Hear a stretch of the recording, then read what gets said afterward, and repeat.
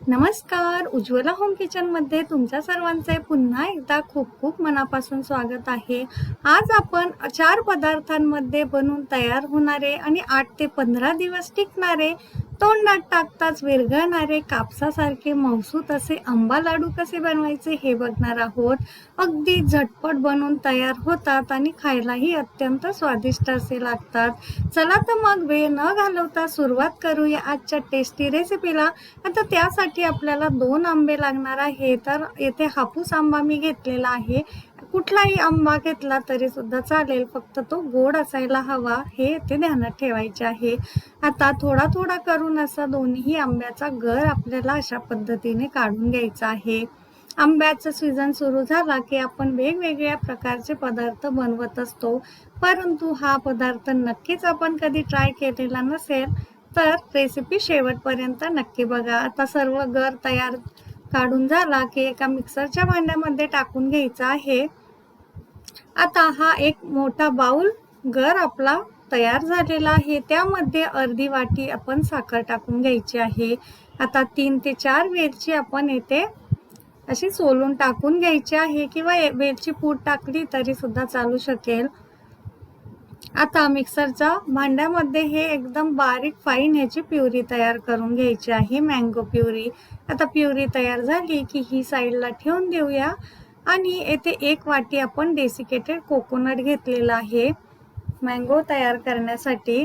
तर सर्वात प्रथम कढईमध्ये 1 चमचा साजूक तूप टाकून घेऊया आणि ते थोडंसं असं गरम करायला ठेवायचं आहे. साजूक तूप गरम झालं की डेसिकेटेड कोकोनट यामध्ये टाकून 1-2 मिनिटासाठी आपल्याला फक्त ह्याला भाजून घ्यायचं आहे. परंतु भाजत असताना गॅस हा आपल्याला मंद आचेवर करायचा आहे, नाहीतर हे डेसिकेटेड कोकोनट पटकन लाल होण्याची शक्यता असते.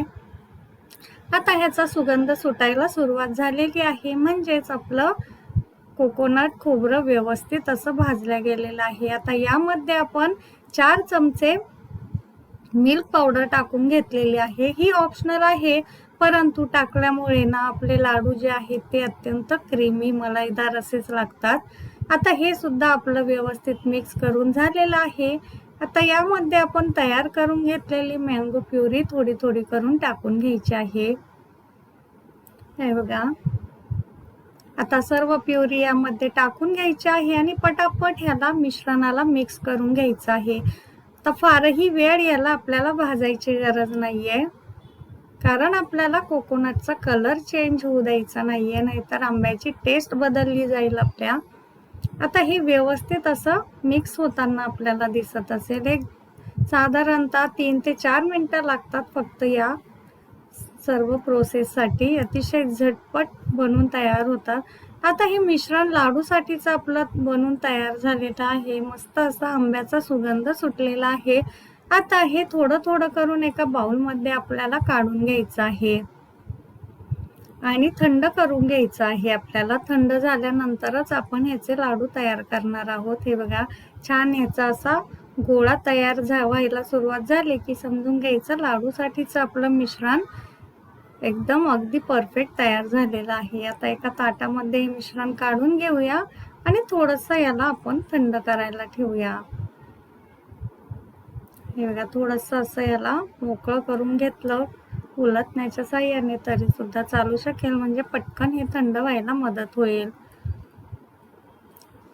आता 3 ते 4 मिनिटं झालेली आहेत आणि मिश्रण आपलं बऱ्यापैकी थंड झालेलं आहे. आता एका प्लेटमध्ये आपण थोडंसं असं डेसिकेटेड कोकोनट घेतलेलं आहे. आता ह्याचे आपल्या आवडीप्रमाणे छोट्या मोठ्या आकाराचे लाडू केले ना तरी सुद्धा चालू शकेल. हे बघा, अत्यंत पटपट असे वळले जातात हे लाडू, फारही वेळ नाही लागत याला. हे बघा, आपल्या आवडीच्या आकाराचे असे लाडू करून घ्यायचे आहे आणि ते डेसिकेटेड कोकोनटमध्ये घोळवून घ्यायचे आहे अशा पद्धतीने, म्हणजे हे आणखीनच टेस्टी लागतात. आता एक एक करून या मिश्रणाचे सर्व लाडू याच पद्धतीने आपण तयार करून घेणार आहोत. आपल्याला आवडत असतील तर या मिश्रणामध्ये ड्रायफ्रूटचे काप आपण टाकले तरी सुद्धा चालू शकतील, परंतु मी असेच हे लाडू करणार आहे. हे बघा, आता दुसराही लाडू आपला तयार आहे. सर्व लाडू याच पद्धतीने आपण तयार करून घेणार आहोत. लाडू आपला तयार झालेले आहे. यावरती थोडेसे पिस्त्याचे काप आणि केसरच्या काड्या टाकून याला सजवून घ्यायचं आहे आणि तयार आहे आपले आंबा लाडू. नक्की ट्राय करा रेसिपी. आवडली असेल तर चॅनलला लाईक, शेअर आणि सबस्क्राईब करायला विसरू नका. पुन्हा भेटूया नवीन रेसिपी सोबत. तोपर्यंत धन्यवाद.